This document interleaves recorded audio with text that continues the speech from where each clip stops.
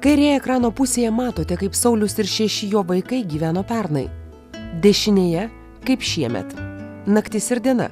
Sunku patikėti, kad tokios permainos gali įvykti vos per 1 metus. Ir kaip netikėti stebuklais. Pernai, pirmoje sezono laidoje ankstyvą rudenį pasakojome. Šis kambarys jų virtuvė, valgomasis, darbo, poilsio ir miegamasis. Visas tėvo ir 6 vaikų gyvenimas verda čia, šioje mažoje erdvėje, todėl griežtai pagal grafiką. Jie visi kartu valgo, draugė ruošia pamokas, draugė tvarkosi ir eina miegoti. Taip pat pagal susitarimą, 4 lovose, 3 ant žemės. Mes visi pasitarėm ir tėtis nusprendžia. Tai taip ir susitvarkom.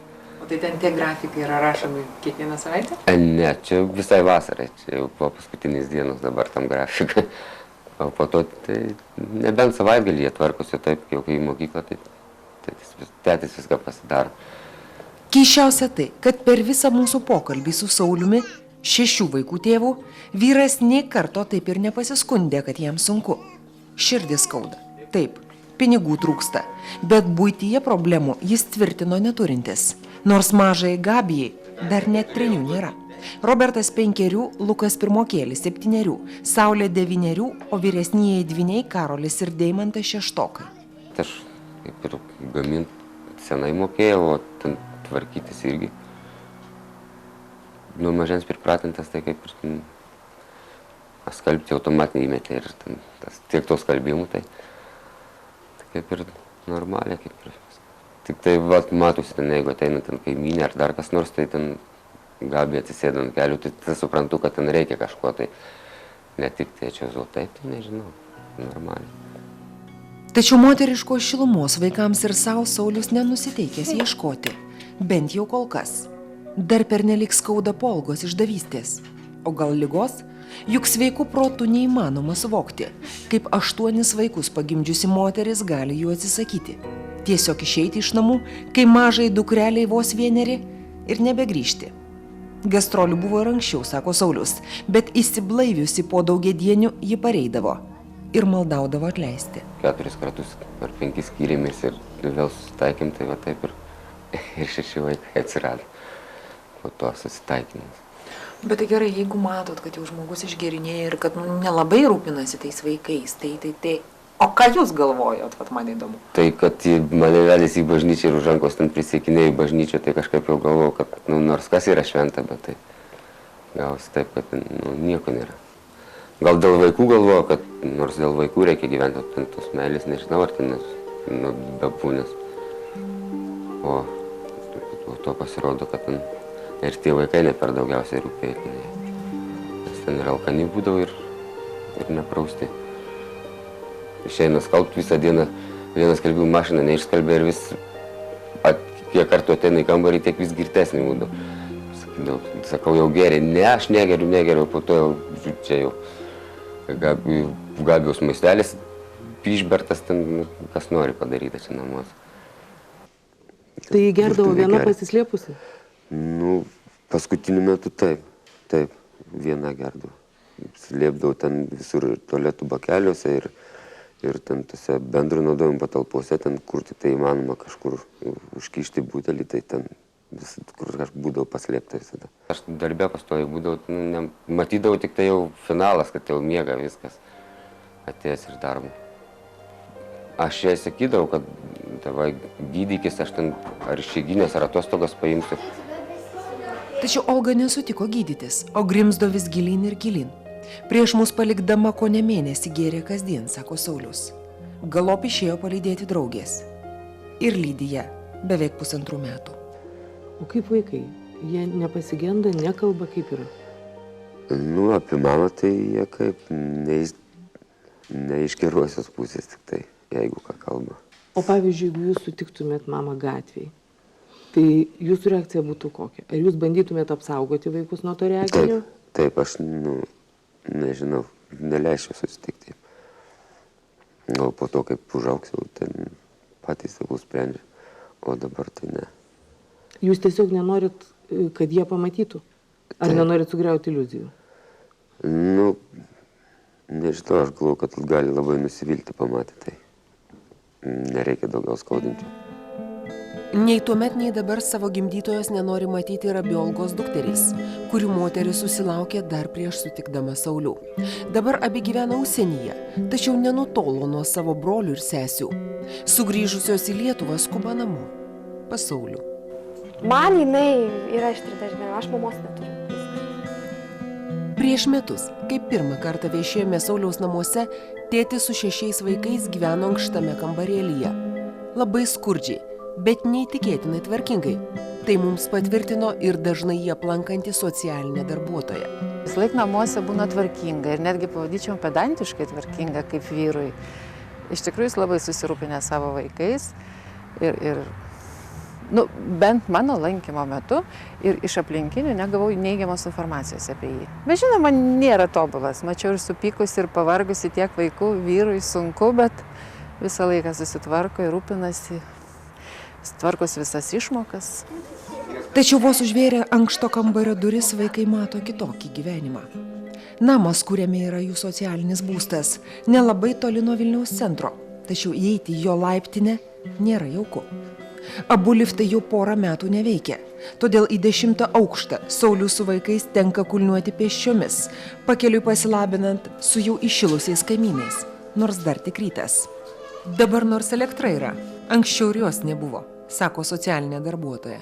Tiesiog visai neseniai skaitėm su kolegom, kad šitas namas, Kalvarijų 159, pirmam policijos komisariate užima pirmą vietą pagal iškvietimų skaičių. Tai čia vadinasi, policija gana dažnai atvažiuoja, tai čia nėra ramus tas. Tai iš tikrųjų daug socialinių būstų ir kontingentas yra prastas, nenoriu, kad supyktų tie gyventojai, nes yra visokių, bet yra iš tikrųjų labai daug problematiškų šeimų.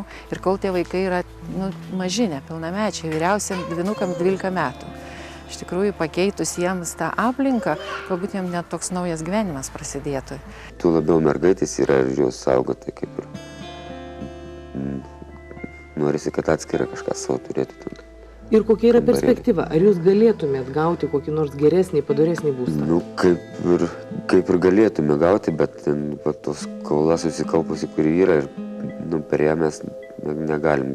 Dabar Saulius su vaikais gyvena jau naujame bute, 3 kambarių, erdviame ir jaukiame. Olgos skolas 5600 litų sumokėjo Bėdų turgaus rėmėjai.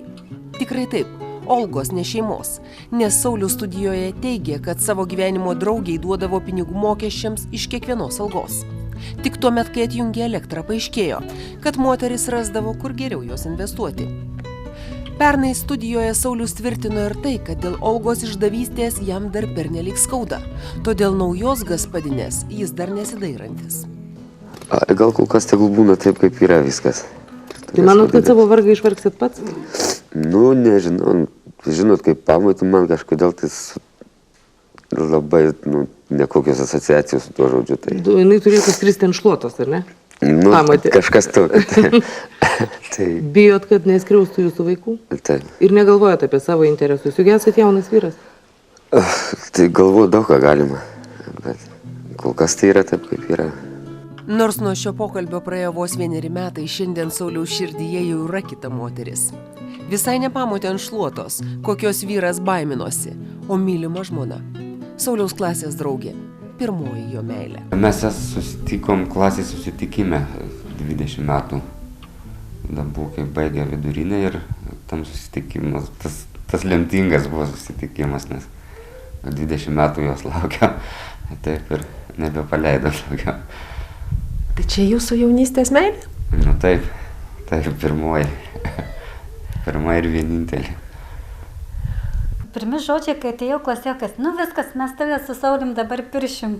Tu vieniša, jis vienišas, tai taip nusijuokė, o jie ten dar buvo išvažiavę, dar nebuvo, po to reikia prie stalo, taip jau vietą palikom iš karto. Ir žarina, bet toks jausmas atsisėdo, tai taip ir atrodo ir turėjau būti.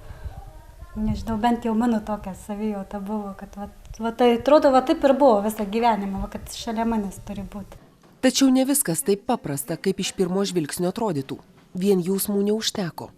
Prieš keletą metų su vyru, 3 dukterų tėvų išsiskyrusi Laima, savo gyvenimą jau buvo susikūrusi Vokietijoje. Nu, išvažiavau, nes mokslo metai prasidėjo, taigi neparvešiu taip savo vidury mokslo metų vaikų.